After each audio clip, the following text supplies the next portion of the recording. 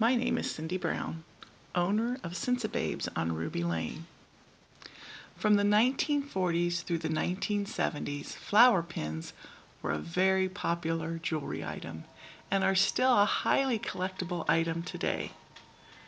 Many of them are unsigned. In fact, most of them are unsigned.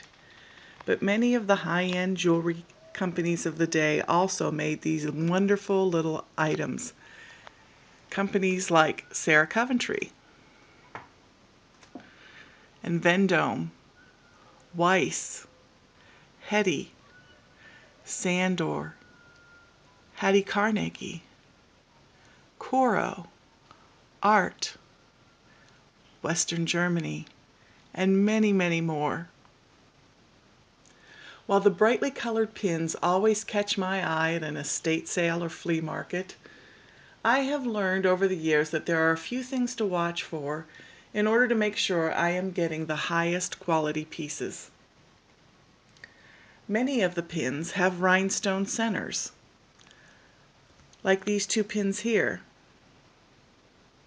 One of the things to make sure of is that all the rhinestones are present, especially along the edges, such as this pin here. As you can see, one of the stones is missing. And you might even have to have a magnifying glass or a loupe in the case of very small stones, or you might miss that there are actually two missing in this Vendome pin. Some of the flowers have leaves and stems, which add a little extra bit of color and pizzazz to the pin. Others of the pins are just a nice, big, beautiful blossom. But it's always important to turn the pin over and check to make sure that there isn't something missing. For instance, on this big pin here, you can see when you turn it over that the blossom is all that was ever there. However, when you turn this pin over, you can clearly see that the stem has been broken off, and that isn't evident from the front of the pin. Also, a lot of the enameled flower power pins from the 1960s are metal, and so they come with some issues that come along with metal jewelry, including the fact that the metal chips off of the edges of the pin, such as in this one. As you can see along the edges of the pin, the enameling is missing. That's not necessarily an issue that would stop you from buying a pin. Sometimes it's very insignificant. When you need to be aware of it is when someone has tried to cover up that issue, as in the instance of these little earrings here.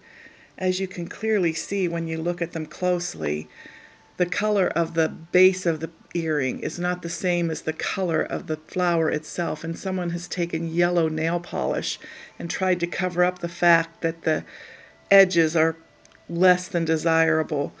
You can see this when you turn the pin over, or the earrings over. You can see that it has seeped onto the back.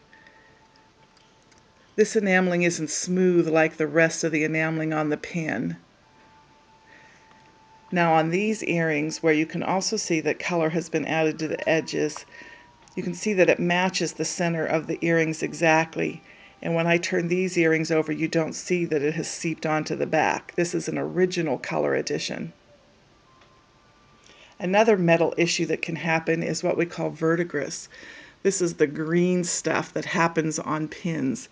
And right in the center of the back of this pin, you can see that there's some green gunky stuff that's growing on the rivet. This is a serious issue on metal jewelry, and it's actually damage to the metal itself that's destroying the metal. On this pin here, you would want to avoid purchasing a pin that had this green verdigris, because when it's stored with other pins, it can actually spread to your other metal jewelry unless the issue is taken care of. So if you do decide to purchase a pin that has this green verdigris, it needs to be stored separately from your other pins. One last warning for today that I want to go over is the back of a pin. You should be able to see the original finding. For instance, on this pin, you can clearly see the center rivet that holds the finding to the pin.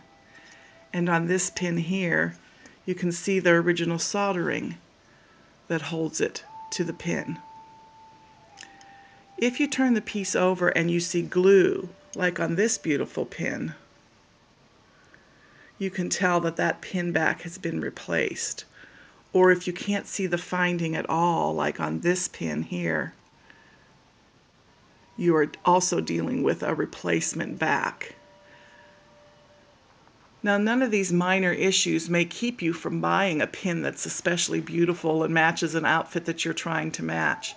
But just be aware that these kinds of issues will and should affect the price that you pay for one of these pins. These little beauties are an affordable and lovely collectible, and they also make a great Christmas gift. They come in so many different colors. There's one that's perfect for every outfit. I hope you'll visit us soon on Ruby Lane and at Cinsababe's to find the perfect one for you.